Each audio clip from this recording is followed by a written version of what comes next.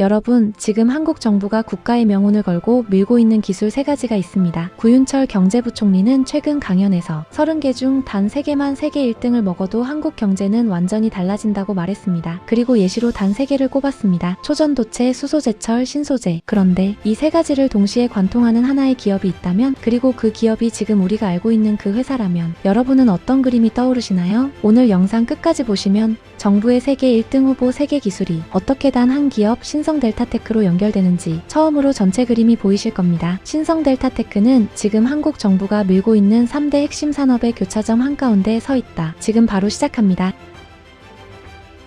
부총리의 메시지는 정말 분명했습니다. 이제는 예전처럼 이것저것 다 만드는 나라가 아니라 세계 1등 제품 하나로 국가 경제를 먹여 살리는 시대라는 거죠. 그래서 정부가 1등 후보군으로 꼽은 기술은 딱 3가지였습니다. 첫 번째는 초전도체입니다. 다들 잘 아시니 패스. 두 번째는 수소제철입니다. 탄소 중립 시대에 살아남을 수 있는 거의 유일한 제철 방식이죠. 포스코나 유럽의 H2 그린스틸 로드맵만 살펴봐도 수소제철은 선택이 아니라 국가 생존 전략이라는 사실이 드러납니다. 세 번째는 신소재입니다. 반도체, 배터리, 우주, 국방, 양자칩까지 모든 첨단 산업의 뿌리가 되는 영역이죠. 그래핀이나 전도성 세라믹처럼 기존의 한계를 넘는 신물질이 등장할 때마다 산업 전체의 방향이 뒤집히곤 했습니다. 그래서 이 3가지는 단순히 유망해 보이는 산업이 아니라 어느 나라가 먼저 세계 1등을 차지하느냐에 따라 국가 경제 자체가 새로 재편되는 기술이라고 보시면 됩니다.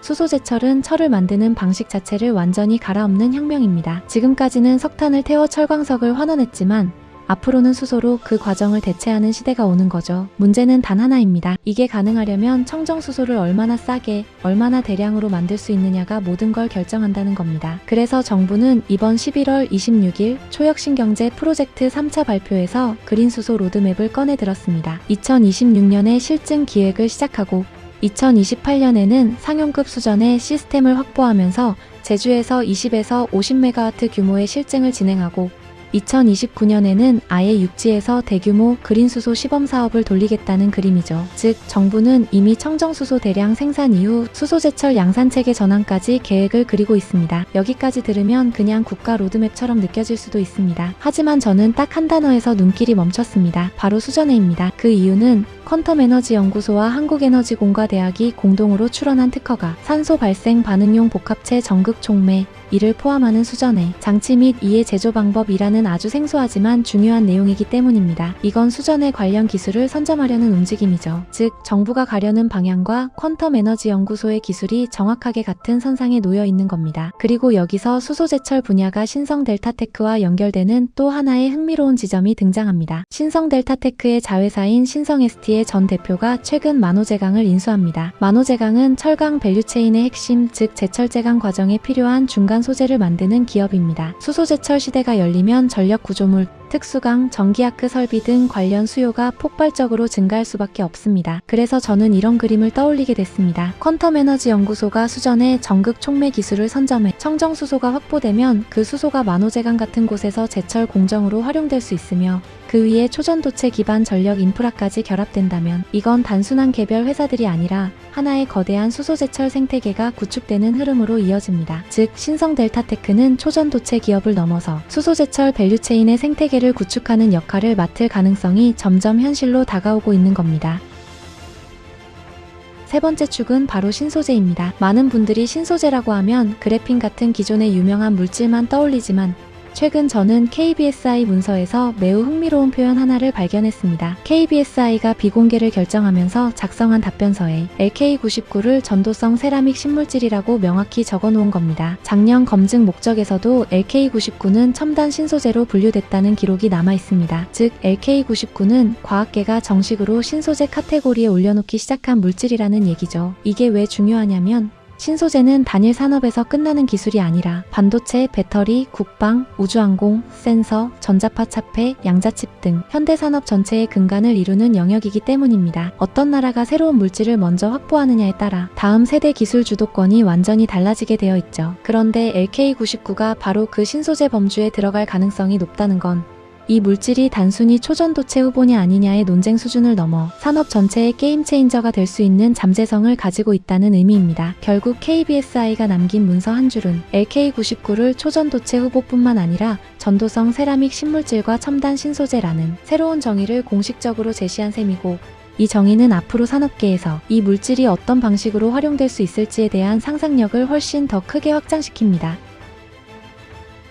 이제 퍼즐이 완전히 맞춰지기 시작합니다. 초전도체, 수소제철, 신소재, 정부가 세계 1등 후보로 지정한 이 세 가지가 서로 전혀 다른 분야처럼 보이지만 실제로는 한 지점에서 교차하고 있다는 사실이 드러나는 거죠. 우선 LK99의 본질은 말할 것도 없이 초전도체 후보 물질입니다. 하지만 KBSI가 공식 문서에서 분류한 것처럼 이 물질은 동시에 전도성 세라믹 신물질, 그리고 첨단 신소재로도 해석될 수 있습니다. 즉 LK99는 과학적 성격 자체가 두 개의 기술축을 이미 겹치고 있는 겁니다. 여기에 더해 수소제철로 시선을 옮겨보면 초전도체 기술은 전력 손실을 극단적으로 줄여 수전의 효율이 올라가면 결국 수소제철 공정의 경제성도 개선되죠. 정리하면 LK99는 초전도체이면서 신소재이고 결국 수소제철로 이어지는 전력 기반 인프라의 미래까지 관여할 수 있는 굉장히 드문 3중 포지션 물질이라는 뜻입니다. 이 정도면 이제 하나의 사실이 선명해지죠. 정부가 밀고 있는 세 가지 차세대 핵심 산업이 전부 LK99라는 하나의 물질 위에서 다시 엮이기 시작한 겁니다.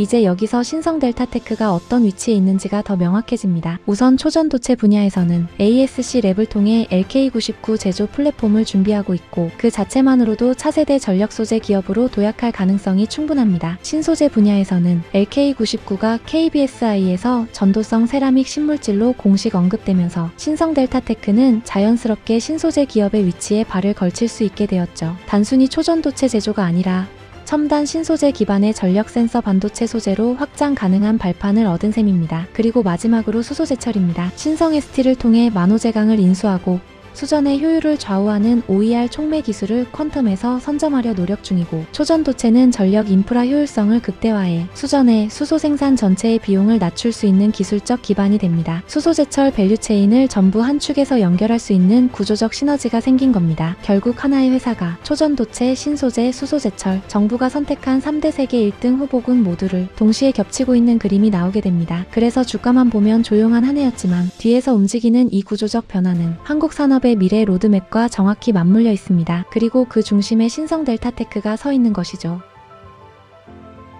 여러분, 오늘 우리가 살펴본 이 흐름을 다시 조용히 돌아보면 한 가지 사실이 분명해집니다. 초전도체, 수소제철, 신소재, 정부가 세계 1등 후보라고 직접 지목한 이 세 가지 축이 모두 하나의 기업, 한 지점에서 만나고 있다는 건 결코 우연이 아닙니다. 기술은 결국 서로 연결되고 그 연결의 중심에 서 있는 기업이 다음 산업의 주도권을 가져가게 됩니다. 그렇다면 이제 질문을 드리고 싶습니다. 여러분이 보시기엔 이 세 가지 기술 중 앞으로 신성 델타테크의 가치를 가장 크게 바꿀 축은 무엇이라고 생각하시나요? 여러분의 관점이 이 시장의 미래를 읽는데 또 하나의 중요한 힌트가 됩니다. 댓글로 여러분의 생각을 꼭 남겨주세요. 저도 끝까지 읽고 함께 이야기 나누겠습니다.